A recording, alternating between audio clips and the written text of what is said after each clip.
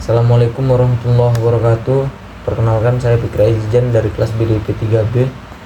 Jadi saya di sini akan menerangkan ataupun mengulik ulang sesudah pasca UTS dari materi-materi sesudah UTS untuk diulik kembali, dikarenakan ini adalah tugas untuk ujian akhir semester. Yang pertama sekali yang saya hormati Bapak Olmadri SPMSI selaku dosen pengampu mata kuliah pemasaran komoditas perkebunan. Langsung saja ke materinya. Yang pertama itu alokasi permintaan dan penawaran produk. Baik, jadi alokasi permintaan dan penawaran produk ini jadi ini proses mengatur dan mendistribusikan barang berdasarkan jumlah yang diminta oleh pelanggan ataupun si konsumen itu sendiri, dan jumlah yang tersedia di produsennya sendiri juga. Nah, jadi ini ada beberapa langkah untuk mengelola alokasi permintaan tersebut dan penawaran produk. Yang pertama itu ada pengumpulan data. Jadi kita sebagai produsen ataupun sebagai pengelola, kita harus mengumpulkan data sebanyak mungkin, data-data permintaan dari berbagai sumber, seperti historis penjualan, baru survei pelanggan, dan tren di pasar yang akan didistribusikan. Yang kedua itu ada namanya peramalan permintaan. Jadi ini menggunakan metode statistik. Nah, statistik atau analisa data untuk memperkirakan permintaan di masa yang akan datang. Jadi kita juga harus mengetahui nih seberapa banyak barang kita yang akan didistribusikan dan akan diminta juga oleh konsumen karena kepuasan dari produk kita tersebut. Nah, yang ketiga itu ada analisa penawaran. Nah, jadi analisa penawaran ini gunanya untuk mengevaluasi kapasitas produksi, stok barang, dan kemampuan pemasok untuk memenuhi permintaan. Seperti itu. Yang keempat ada perencanaan produksi. Perencanaan produksi ini menyusun rencana produksi berdasarkan perkiraan permintaan dan analisis penawaran itu sendiri. Yang kelima itu distribusi dan logistik. Jadi merencanakan distribusi produksi ke berbagai lokasi itu untuk memenuhi permintaan pasar secara efisien. Nah, yang keenam memonitoring dan penyesuaian. Jadi kita harus juga memantau ini permintaan dan penawaran si konsumen tersebut secara terus-menerus, serta kita melakukan penyesuaian jika perlu, jika diperlukan juga untuk menghindari kelebihan atau kekurangan stok produk kita. Jadi margin dalam rantai pemasaran ini masing-masing pelaku dari produsen hingga sampai distributor ataupun ke konsumen akhir, dia hanya selisih Rp500. Nah, disitulah letak margin tersebut. Nah, margin ini menggambarkan total biaya dan keuntungan yang diambil oleh seluruh pelaku rantai pasokan dari tahap produksi hingga sampai ke tangan konsumen akhir. Nah, analisis margin pemasaran membantu kita dalam memahami efisiensi dan keadilan dalam distribusi nilai di sepanjang rantai pasokan. Mungkin seperti itu. Baik, masuk ke strategi pemasaran global, risiko pasar dan fisik, serta pengelolaan risiko pasar. Baik, masuk ke strategi pemasaran global. Nah, jadi strategi pemasaran global ini dia itu melibatkan rencana yang dirancang untuk mempromosikan dan menjual produk atau jasa di berbagai negara ataupun belahan dunia lain. Nah, jadi ini ada beberapa poin strategi pemasaran global yang umum digunakan. Yang pertama itu standarisasi. Jadi standarisasi ini menggunakan strategi pemasaran yang sama di semua pasar internasional. Contohnya itu ada Coca-Cola yang mempertahankan identitas merek yang konsisten di seluruh dunia. Nah, masuk yang kedua, segmentasi pasar internasional. Nah, mengidentifikasi segmen pasar ini berdasarkan variabel seperti demografi, geografi, psikografi, dan perilaku untuk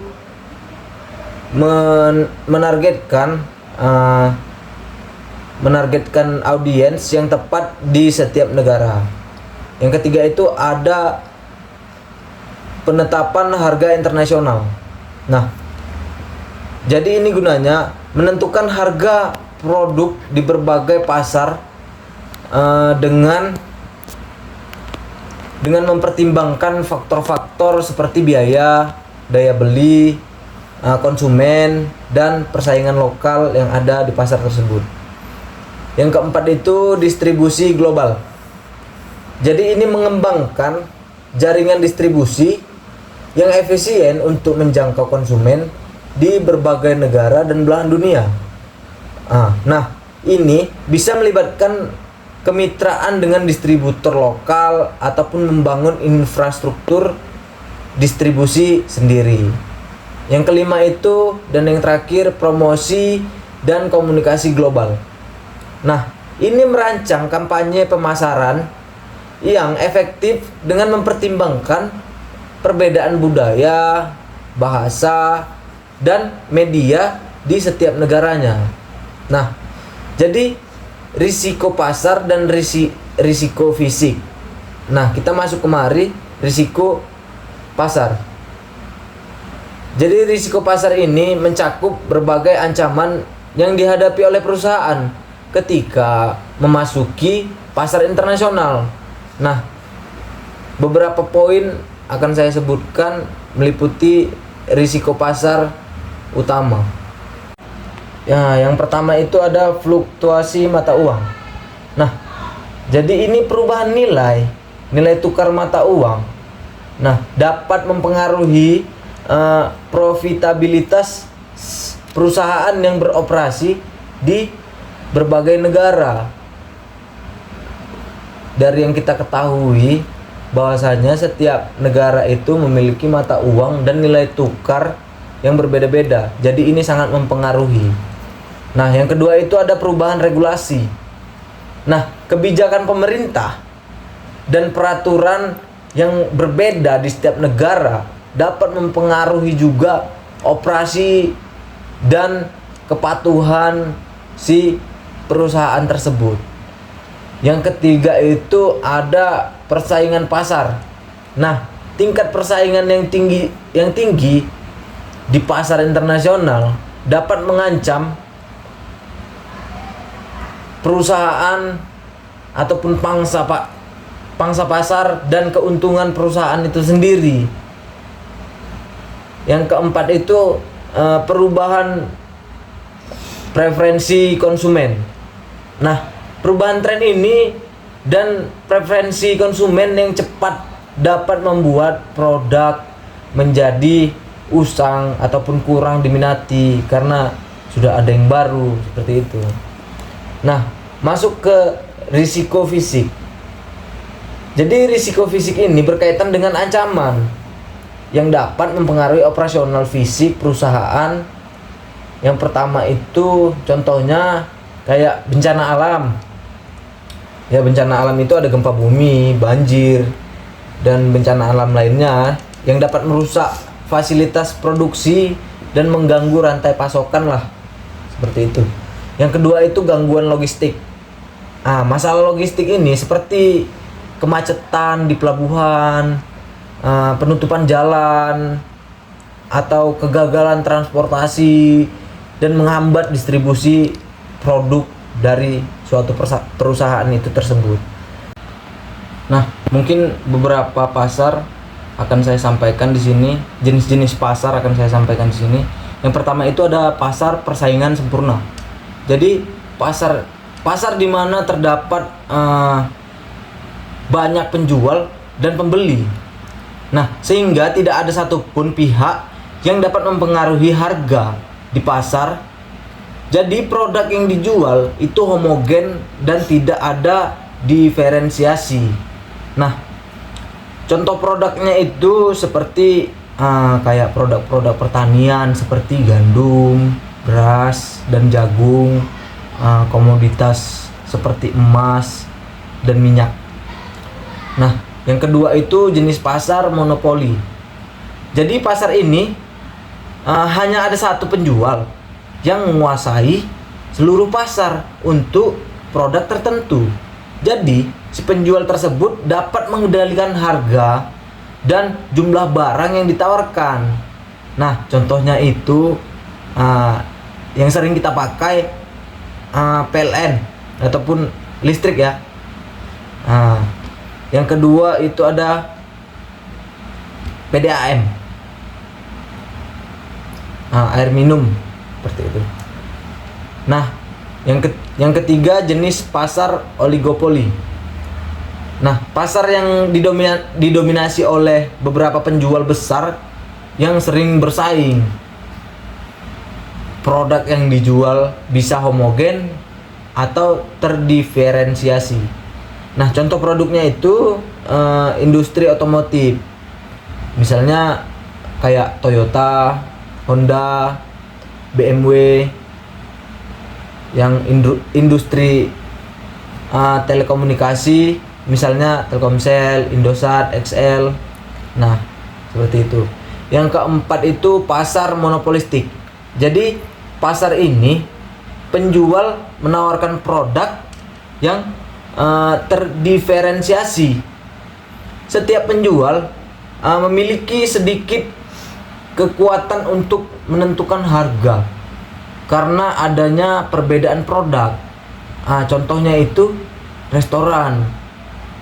Setiap restoran pasti menawarkan menu yang berbeda-beda pastinya.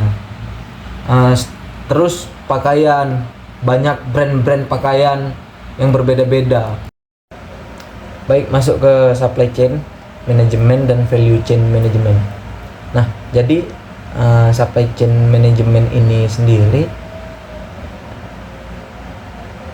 seperti mencakup semua kegiatan yang terlibat dalam produksi dan distribusi produk. Saya ambil contoh di perkebunan ya, dari petani ke konsumen akhir. Nah, ini termasuk pengelolaan aliran bahan baku, proses produksi, penyiapan, distribusi, dan logistik. Nah, SCM ini bertujuan untuk meningkatkan efisiensi dan mengurangi biaya, dan memastikan juga produk berkualitas tinggi sampai ke konsumen pada tepat waktu. Nah, beberapa ini saya sebutkan tahapan-tahapan dalam supply chain management yang saya ambil contoh di perkebunan. Yang pertama itu pengadaan bahan baku. Nah, bahan baku itu meliputi pembelian bibit, pupuk, pestisida, dan alat-alat yang mendukung untuk pertanian itu sendiri. Nah, contohnya membeli bibit kelapa sawit yang berkualitas tinggi. Nah, yang kedua itu ada produksi dan budidaya. Jadi penanaman dan pemeliharaan dan juga pemanenan tanaman itu sendiri. Yang ketiga itu ada pengelolaan. Jadi proses pengelolaan hasil panen menjadi produk setengah jadi ataupun jadi. Nah, contohnya seperti kita mengelola tandan buah segar atau yang sering kita sebut dengan TBS, kelapa sawit, menjadi minyak sawit mentah atau yang kita sebut juga dengan crude palm oil, disingkat menjadi CPO. Yang keempat itu penyimpanan. Nah, penyimpanan produk sebelum didistribusikan. Nah, contoh nih, menyimpan CPO dalam tangki penyimpanan khusus untuk menjaga kualitasnya, seperti itu. Yang kelima itu distribusi dan logistik. Nah, pengangkutan produk ke pabrik, pengolahan, distributor, atau konsumen akhir.